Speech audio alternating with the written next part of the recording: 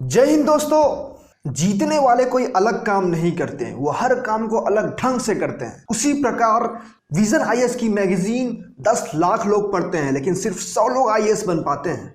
हम लोगों को भी विजन आईएएस की हर टॉपिक को बहुत डीपली, बहुत अच्छे से समझना पड़ेगा, और डीपली और अच्छे से समझने के लिए हमें धीरे धीरे चलना पड़ेगा, कछुए की जैसा। अभी तक हमने 4 टॉपिक कर चुका है, अब 5वां टॉपिक हम लोग का इन्वायरमेंट है, और उसके अंदर हम लोग आज करेंगे climate smart public private partnership.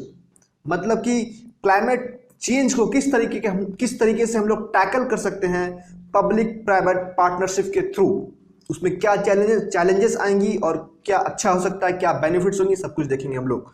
चलिए शुरू करते हैं, लेट्स बिगिन। तो वर्ल्ड बैंक ने अभी बोला है कि हम लोगों को क्लाइमेट चेंज को टैकल करने के लिए क्लाइमेट स्मार्ट PPPS का इस्तेमाल करना पड़ेगा। ज़्यादा समय वेस्ट नहीं करते हुए सीधा हम लोग चलते हैं, ये चीज़ है क्या, इसका कैरेक्टरिस्टिक क्या है। अगर हम लोग प्राइवेट और पब्लिक पार्टनरशिप करेंगे क्लाइमेट चेंज को टैकल करने के लिए, तो उसमें कौन सा रोल प्राइवेट का होगा और कौन सा रोल पब्लिक का होगा, ये डिफाइन करना ज़रूरी है। दूसरा पॉइंट ये है कि हमें रिस्क शेयरिंग किस तरीके से होगी वो डिफाइन करना जरूरी है। कितना रिस्क पब्लिक कंपनीज लेगी, मतलब गवर्नमेंट लेगी, और कितना रिस्क प्राइवेट कंपनीज लेगी, उसको डिफाइन करना जरूरी है। तीसरा पॉइंट लिखा हुआ है कि फाइनेंशियल अवार्ड। अगर कोई कंपनी अच्छा काम करती है तो उसको फाइनेंशियल अवार्ड देंगे हम लोग, ताकि वो और अच्छा काम करने के लिए मोटिवेट हो। आगे बढ़ते हुए हम लोग देखते हैं कि हम लोगों को प्राइवेट लोगों की जरूरत क्यों पड़ गई, गवर्नमेंट को प्राइवेट पार्टनरशिप करने की जरूरत क्यों पड़ गई। तो पहला पॉइंट है capital availability. According to UNFCCC, United Nation Framework Convention on Climate Change, इसके अकॉर्डिंग हमारे पास $100 बिलियन पर साल खर्च करने के लिए पैसे होंगे, लेकिन रिक्वायरमेंट क्या होगा, रिक्वायरमेंट होगा $275 बिलियन पर ईयर। उसके लिए हम लोगों को प्राइवेट कंपनीज के साथ मिलकर काम करना पड़ेगा, ताकि वो लोग भी थोड़ा फंड्स दें और हम लोग अपने गोल को मीट कर पाएं। टेक्नोलॉजिकल एक्सपर्टीज, हम लोग जानते हैं कि प्राइवेट कंपनीज के पास ज़्यादा टेक्नोलॉजिकल एक्सपर्टीज होता है, वो टेक्नोलॉजी में गवर्नमेंट से आगे रहते हैं, जनरली, सारे केस में नहीं बट जनरली आगे रहते हैं। तीसरा पॉइंट लिखा हुआ इंक्लूसिव अप्रोच। इस पॉइंट मुझे उतना इम्पॉर्टेंट नहीं लगा, क्योंकि इसमें बोला गया है कि हमें प्राइवेट को भी लीडरशिप देना चाहिए, वो लोग को भी अकाउंटेबल बनाना चाहिए। तो ये बहुत ऑब्वियस बात है, अगर जो प्राइवेट लोग हैं, प्राइवेट कंपनीज है, अगर इस डील का, इस एग्रीमेंट का स्टेक होल्डर होंगे, तो हमें वो देना ही पड़ेगा उनको ऑनरशिप, वरना वो ज्वाइन क्यों करेंगे। तीसरा पॉइंट है इनहेंस्ड वैल्यू फॉर मनी, हम लोग कम पैसे में ज़्यादा काम कर पाएंगे। चौथा पॉइंट है improved implementation and service delivery. हमारा जो सर्विस है, जो गवर्नमेंट का जो भी सर्विस देती है, जैसे रेलवे है, तो सारे सर्विस को अच्छी तरीके से हम इम्प्लीमेंट कर पाएंगे और इम्प्रूव हो जाएगा, एफिशिएंट हो जाएगा। उसके बाद वाला पॉइंट है इंक्रीज्ड फाइनेंशियल लेवरेज। जिस तरीके से अभी हमारे पास NSE और BSE, मतलब national stock exchange, Bombay stock exchange, जो हमारा स्टॉक मार्केट है, उसमें अलग अलग तरीके के इंस्ट्रूमेंट होते हैं, जैसे इक्विटी है, डेट है, ऑप्शंस है, फ्यूचर्स है, कमोडिटीज है, बहुत सारे फाइनेंशियल इंस्ट्रूमेंट है, जिसके थ्रू, फाइनेंशियल इंस्ट्रूमेंट का मतलब होता है जिसके थ्रू हम लोग पैसा को इन्वेस्ट कर सकते हैं। तो उसी प्रकार जब हम लोग प्राइवेट लोगों के साथ पार्टनरशिप करेंगे, तो हमें डिफरेंट काइंड्स ऑफ इंस्ट्रूमेंट लाना पड़ेगा, जैसे बॉन्ड लाना पड़ेगा, अलग अलग टाइप का इंस्ट्रूमेंट लाना पड़ेगा, जिससे प्राइवेट कंपनीज इन्वेस्ट कर सके, प्राइवेट कंपनी के साथ मिलकर हम लोग काम कर सके। तो दोस्तों यहां पर दिया गया है क्या क्या ऑलरेडी है मैकेनिज्म हम लोग के पास, इंटरनेशनल मैकेनिज्म बेसिकली। यहां पर पहला पॉइंट है partnering for green growth and global goals 2030। ये बेसिकली पेरिस एग्रीमेंट के तहत हुआ था, और हमें किसी भी चीज़ को डीप में नहीं जाना है। हम लोगों को जब सिर्फ एक टॉपिक में लिखना है कि इंटरनेशनल मैकेनिज्म या इंटरनेशनल इनिशिएटिव में 2 पॉइंट लिख देंगे, बस 2 नाम लिख देंगे, मेरा काम हो जाएगा। Partnering for green growth and global goals 2030, and second point है कम्युनिटी डेवलपमेंट कार्बन फंड। तो 2 तरीके से हम लोग प्राइवेट पब्लिक पार्टनरशिप को इन्हांस करने के लिए ये दोनों प्रोग्राम लेकर के आए थे बहुत पहले। थर्ड पॉइंट है national action plan on Climate change. जब हम लोग क्लाइमेट चेंज को पढ़े थे एज ए स्टैटिक पोर्शन, तब हम लोग ये वाला गोल को पढ़े होंगे, तब हम लोग ये वाला प्लान को अच्छे से देखे थे। इसमें भी सिविल सोसाइटी और प्राइवेट कंपनीज का साथ मिल करके किस तरीके से क्लाइमेट चेंज को इंडिया टैकल करेगा, उस पर डिटेल फ्रेमवर्क बनाया गया था इस पे। सो हम लोग देखते हैं चैलेंजेस क्या है। पहला पॉइंट है हमारा पॉलिसी एंड रेगुलेटरी इश्यूज। जिस तरीके से गवर्नमेंट पॉल्यूटिंग प्रोजेक्ट्स को पास कर देती है for in the name of development, ये बिल्कुल खिलाफ है क्लाइमेट स्मार्ट पीपीपी के तहत। क्लाइमेट चेंज को टैकल करने के लिए हमें इस तरीके का पॉल्यूटिंग प्रोजेक्ट को पास नहीं करना चाहिए डेवलपमेंट के नाम पे। दूसरा पॉइंट है deterministic contracts versus uncertain events. जिस तरीके से हम लोग जानते हैं कि कभी भी कोई भी प्राइवेट कंपनीज, कोई स्टार्टअप अगर प्लान करती है कोई चीज़ तो को डेफिनेटली तरीके से प्लान करती है, पूरा रोड मैप बनाती है, टाइमलाइन बनाती है कि इस महीने में हम लोग ये करेंगे, इस महीने में ये करेंगे, इस महीने ये करेंगे, कंप्लीटली टारगेट बनाती है बढ़िया तरीके से। लेकिन गवर्नमेंट ऐसा नहीं करती है। गवर्नमेंट ऐसा करती है बट गवर्नमेंट काफ़ी फ्लेक्सिबल है। कभी ये क्लाइमेट चेंज का जो मामला है इसमें कभी भी हेलस्टॉर्म, कभी भी बड़ा बड़ा चीज़ें आ सकती है, बहुत ही हाई अनसर्टेनिटी है, अनप्रेडिक्टेबिलिटी है।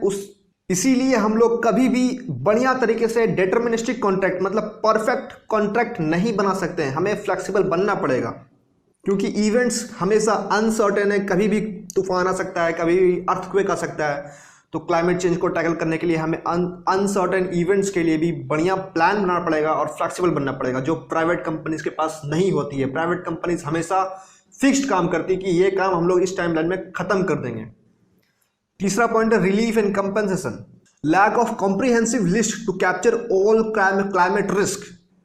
क्योंकि हम लोग जानते हैं कि बहुत सारे तरीके का क्लाइमेट रिस्क आता है। जिस तरीके से मैंने बताया कि स्टॉर्म है, हेल डैमेज है, अर्थक्वेक है, लैंडस्लाइड है, अलग अलग तरीके का। तो सबको हम लोग मिला करके एक लिस्ट नहीं बना सकते, बहुत सारा है, क्लाउड बस्ट है, बहुत सारा है, अलग अलग जगह में अलग अलग तरीके का रिस्क है। तो अलग अलग जगह के लिए अलग अलग हम लोग को प्लान बनाना पड़ेगा और ये बहुत मुश्किल काम है। तो ये चैलेंजेस है। तो यहाँ हम लोग 3 चैलेंजेस देख लिए। इंश्योरेंस, ये वाला पॉइंट हमको उतना अच्छा नहीं लगा, लेकिन फिर भी यहाँ लिखा हुआ है तो मैं देखता हूँ, मैं बताता हूँ। Lack of access by developing countries, बोल रहा है कि जो डेवलपिंग कंट्रीज है उसके पास इंश्योरेंस मार्केट नहीं है। जैसे अफ्रीका का कोई कंट्री है तो उसके पास इंश्योरेंस मार्केट नहीं है, तो ये एक चैलेंज है। लेकिन मुझे समझ में नहीं आता, अगर कंट्री है, इतनी बड़ी कंट्री है तो इंश्योरेंस कोई ना कोई दे ही देगा, वर्ल्ड बैंक दे देगा ना कोई दे देगा। तो ये मुझे चैलेंज मजा नहीं आया, ये मैं लिखूंगा नहीं पॉइंट। उसके बाद वाला पॉइंट है प्रोक्योरमेंट बायस। जिस तरीके से हम लोग जानते हैं जो भी प्राइवेट कंपनीज है वो इनोवेशन का काम करती है, ज़्यादा अच्छे तरीके से काम करती है। और हमने जो फंड सेट किया है $275 बिलियन, हो सकता है उनके इनोवेशन के कारण उसको भी हम लोग एक्सीड कर जाएं, तो इसके कारण हम लोग को ज़्यादा पैसे की जरूरत पड़ सकती है। तो ये भी एक चैलेंज है।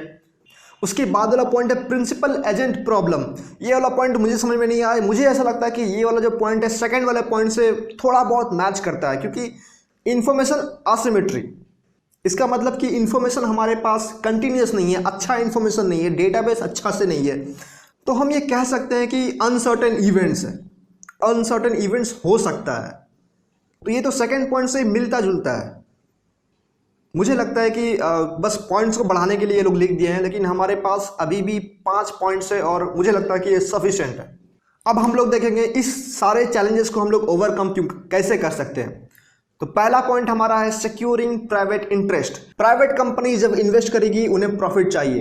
क्लाइमेट का जो इश्यू है बहुत ही रिस्किंग चीज़ है, तो अगर हम लोग उनको थोड़ा सा रिस्क कम करके दे दें कि हाँ भाई अगर इतना लॉस होगा तो हम लोग देखेंगे, अगर इतना लॉस होगा तो आप देखिएगा, अगर उनका रिस्क अगर हम कम कर दें तो प्राइवेट कंपनीज अच्छे से पार्टिसिपेट करेगी। तो हम लोग को ये करना चाहिए। दूसरा पॉइंट है कि अर्ली प्राइवेट सेक्टर इन्वॉल्वमेंट है। जब भी हम लोग प्लान बनाएं, जिस तरीके से अभी हम लोग प्लान बनाते हैं, ड्राफ्ट बनाते हैं, पॉलिसी बनाते हैं, गवर्नमेंट के सेक्रेटरीज मिलकर के बनाते हैं, जो भी आईएएस लोग हैं, तो ये पॉइंट बोला गया है कि शुरुआत में ही ड्राफ्ट पॉलिसी बनाने के लिए ही उसी समय आप लोग प्राइवेट कंपनीज को साथ में मिलकर के प्लान बनाइए, ताकि अच्छे से प्लान बन सके। सारे स्टेक होल्डर का सजेशन लीजिए, उसके बाद प्लान बनाइए। प्लान बनाने के बाद उनको इन्वॉल्व मत कीजिए, पहले ही उनको इन्वॉल्व कर लीजिए। थर्ड पॉइंट, मुझे ये बहुत बेहतरीन पॉइंट मिला था, बहुत अच्छा लगा मुझे ये पॉइंट जान के, मुझे दिमाग में पहले क्यों नहीं आया। Mobility programmes where staffs are exchange. मान लीजिए कि एचडीएफसी बैंक का कुछ एम्प्लॉयज़ को हम लोग स्टेट बैंक में भेज देते हैं और स्टेट बैंक के कुछ एम्प्लॉयज़ को हम लोग एचडीएफसी में भेज देते हैं, तो कितना अच्छा होगा। जस्ट इमेजिन कीजिए, सारे एम्प्लॉयज़ जो होते हैं एचडीएफसी के यहाँ पर आएंगे और बहुत अच्छे तरीके से काम करेंगे, इफिशिएंटली काम करेंगे और बहुत अच्छा रिजल्ट देंगे। तो बाद में जो गवर्नमेंट एम्प्लॉयज़ वापस वहाँ पर आएंगे, 1 महीना के लिए मान लेते हैं वो लोग आए होंगे, वो लोग आएंगे और उतना अच्छा अगर नहीं रिजल्ट दे पाए तो उनको शर्म आएगा और गवर्नमेंट उसके उनके ऊपर कुछ एक बोल सकती है कि ये लोग आए कर लिए, आप लोग आए नहीं कर पा रहे, भाई क्या दिक्कत है। तो इससे हम लोग का इफिशिएंसी बढ़ सकता है। ये बहुत ही बेहतरीन पॉइंट मुझे मिला था, मजा आ गया देख करके। और देखिए ये रिस्क शेयरिंग ऑलरेडी मैं कवर कर चुका हूँ, मुझे नहीं मालूम ये पॉइंट में क्या लिखना चाहता है, ये टेक्निकल असिस्टेंस वगैरह लिखा है, मुझे समझ नहीं है। अगर आपको समझ में आया तो कमेंट में जरूर बताइए। और मुझे लगता है कि रिस्क शेयरिंग का पॉइंट हम लोग पहला ही पॉइंट में कवर कर चुके हैं, तो I am not going to write this point, if you wish to you can write, okay. The next point is consultation among stake holders.